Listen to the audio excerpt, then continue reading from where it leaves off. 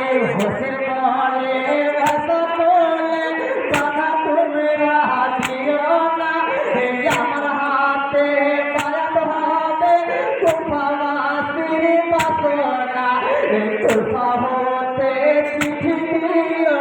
কুফা হতে চিঠি দিল ভাই কুফা হতে